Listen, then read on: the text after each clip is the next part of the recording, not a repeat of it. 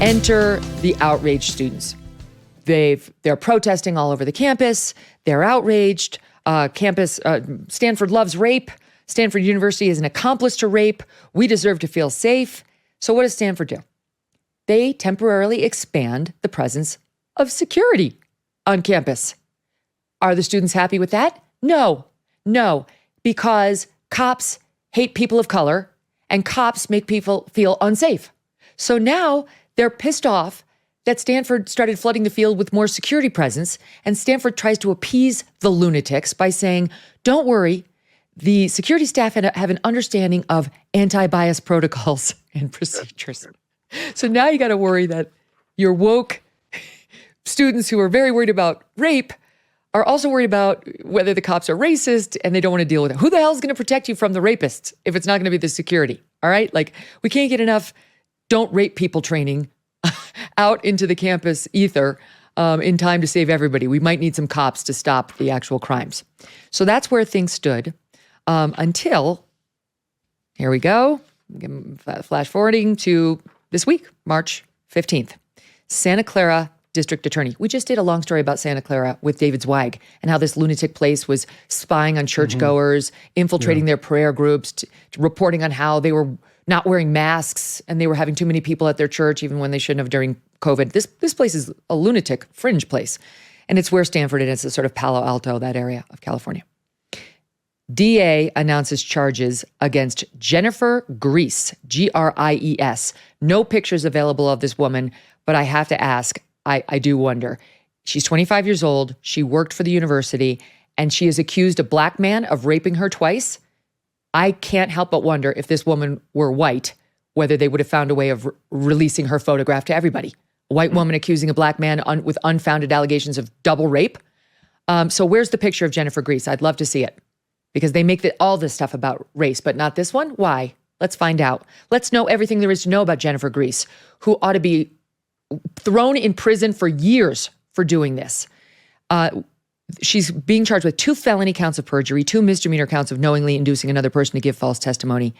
She is a Stanford Housing Services employee. She's an employee of the building. And let me go on. This is not her first time making up lies about what appears to be her male coworker who she was out to get. Last March, she made a sexual harassment complaint against this guy. They were found to be unsubstantiated, and she was moved to a different work location, but not fired. She has a history of lying separate and apart from that allegation about her relationship with this man who was unnamed in the documents. She told one coworker she was in a relationship with him, but that he had sexually assaulted her. This is another time. All right, now an alleged allegation of sexual harassment, which wasn't substantiated. 2 allegations of rape, which are false, an allegation of sexual assault, separate from those, that left her pregnant with his twins before she suffered a miscarriage, another lie, disproved, according to the authorities, by medical records. Then they find her text to a friend, quote, "Can't I just make his life a living hell myself?" She texted her coworker about the alleged assault. "I need to start standing up for myself. I'm so annoyed. I'm coming up with a plan. That way, he's shitting in his pants for multiple days." Eventually, prosecutors got their hands on her in January. She admitted it was all a lie after Stanford had spent $300,000 investigating her case. Even though she never named the coworker as her false attacker, she refused to rule him out when asked point blank, and it was clear, given her history, who she was talking about. By the way, she also was awarded public money through the California Victim of Crimes Board, according to the filing. They say she may have received up to $70,000 for these false claims. And now she has been placed on a leave of absence, but not yet fired, though her employment is under review. The activists, not satisfied. What they have done is taken to the public square to say, this is from the Sexual Violence Free Stanford group, "We unequivocally reaffirm that Stanford neglects survivors. 40% of women-identified undergraduate students at Stanford will be sexually violated during their term on campus." It's not true. No, they won't, right? This protest was not for one survivor, but for all survivors. Sexual Violence Free Stanford reaffirms our opposition to increased security as well, which does nothing but put gender and racially marginalized students at risk for harmful interactions. These people are insane. I'll let you guys take it from here. Yeah. God, I mean, where does one begin? I mean, you just told me something I didn't know. I've been reading about this a little bit. I didn't know the accuser wasn't white, because that actually does. I don't know that. It's my speculation because I believe if she were white, we'd be seeing her picture. Right. I mean, there'd be a lot of Emmett Till comparisons. We would have, I mean, the fact that I know the name Mike Nifong tells you a little something about what happens when the racial dynamics are that kind of polarizing and that sharp. Because that was, of course, the Duke lacrosse case. You see these kids that go out there and they're kind of desperate. They actually, unlike me, I don't want these things to be true. I don't want these things to happen. But the second there's a, idea of it, it's you're out on the campus saying, Stanford protects rapists. Well, let's not protect them. Let's have some police come in here. Well, we don't want the police. Now, what do you want at this point?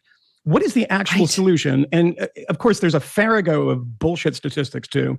And if you look at, there's a number of great books about this going all the way back to the 90s that have been going on about these numbers that are just false, that 40%, 50% of kids on campus will get raped. And by the way, how this happens is they allow people to themselves identify what is uncomfortable, and then they recategorize it as sexual assault. It is really strange because if you have, there was a documentary, I think CNN Films, I shouldn't say don't quote me because I'm on the radio now, but I think it was CNN Films that came out with a film called The Hunting Ground. Do you remember this? And it was about on campus. It was about rapes on campus. Now imagine just the very premise of this. You're starting with people sending their kids to school, and they're saying they're going to a hunting ground. That's what it's like there. And there was a woman named Emily Yoffe, fantastic journalist at Slate, who actually looked at all the cases here and said almost every one was either not clear or might have been BS. And the one thing that I notice about all of these stories about it, there was one on NBC, that in the first 2 or 3 paragraphs, they do the throat clearing and say, this almost never happens. False claims almost never happen. Well, the numbers on this are also incredible too. But let me give you one little data point about this. Just a personal data point from the past couple of days. Within the past 2 days, I have seen 3 stories in the media about people being arrested for making false claims of rape. One very, very big case in England, and one of the guys that was accused said, the activist refused to believe that I'm innocent. They're still harassing me despite the fact the police have said this. A woman in Tampa who said she was tied up. And then, of course, they found a video of her buying the rope at Walmart. And this was just yesterday. She's being prosecuted. Then this woman in Stanford. To say that this stuff never happens, well, is it rare? Who knows? Probably. But when you empower people and say that if you don't talk to the police, we understand why. If you don't want to report this to the police, we understand the trauma, we understand why. And if you empower people that all of the belief will be on your side, and the ultimate result is that the person that you don't like or the person that you're trying to persecute will just be ruined, out of the gate. You don't have to prove anything. We have to disprove it. And then when the damage is done, sorry. And, the administration won't even fire her. The kids who went out there and protested won't say, yeah, maybe a little more skepticism next time. No. It's the narrative that demands the response. It's not the truth. The narrative is what people are interested in. One of the that's lessons exactly right. And Matt Welch, to give you one other detail, the university, rather than saying some caution may be in order, we're still investigating. Instead of doing that, they put out a statement to explain why these reports were so vague and she wasn't talking to the cops. And their statement notably did not list, she might be a liar. Did you notice my edit there, Lent? I edited out my F-bomb, Mom. Here's what they said. There are a variety of reasons why a victim may not disclose information about a crime. Many victims need time to process what occurred. For some, the trauma of a crime impacts their ability to recall information. Currently, the victim, alleged? How about alleged? No. The victim who reported being assaulted yesterday has chosen not to share information about the crime with the police at this time. This also remains the case for the August report, which remains under investigation. Again, not disclosing. It's the same woman, right? No one's flagging. This woman may be a damn liar. Go ahead, Matt. Yeah. If there's a victim here, it's whoever's accused of being a rapist. Who didn't. This poor guy had like a stalker. He had like a Glenn Close situation going on in his life, and his life could have been ruined. Minus the awesome 80s sex too.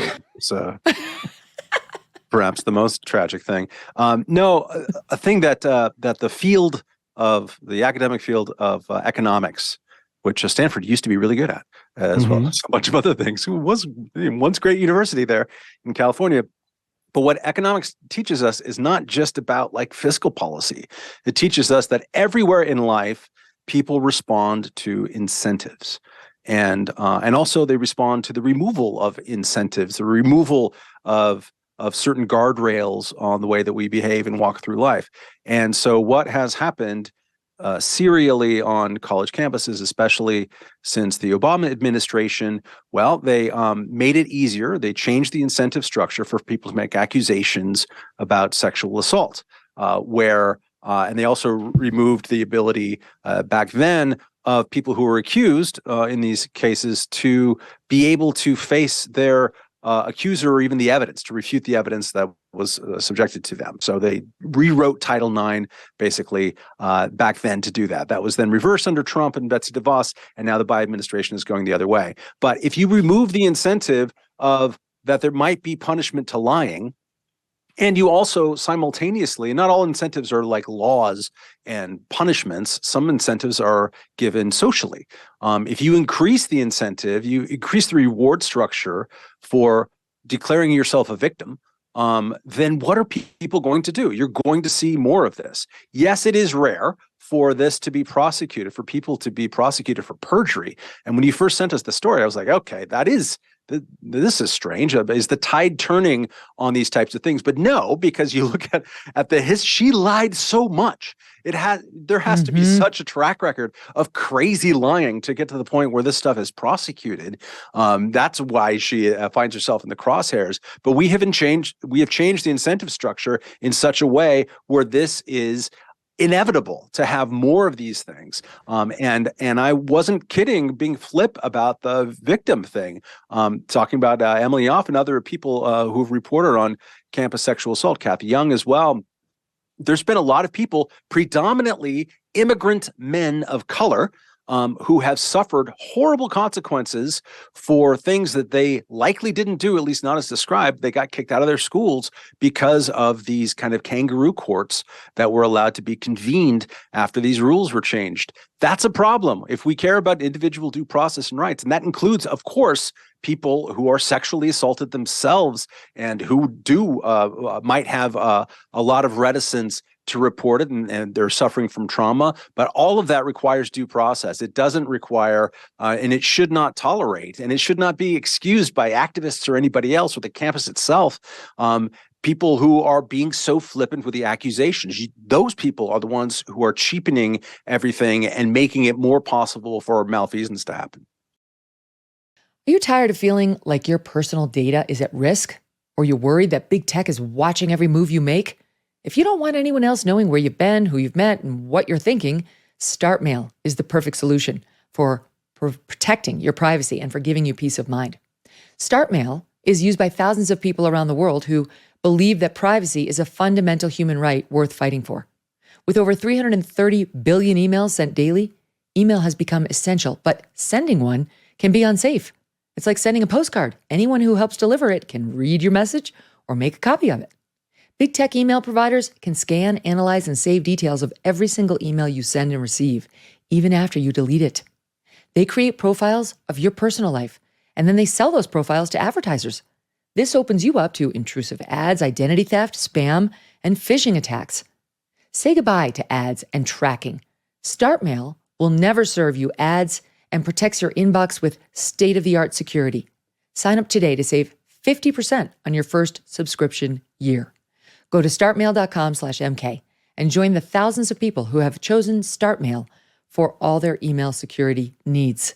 That's StartMail, start with a T, startmail.com/MK for 50% off.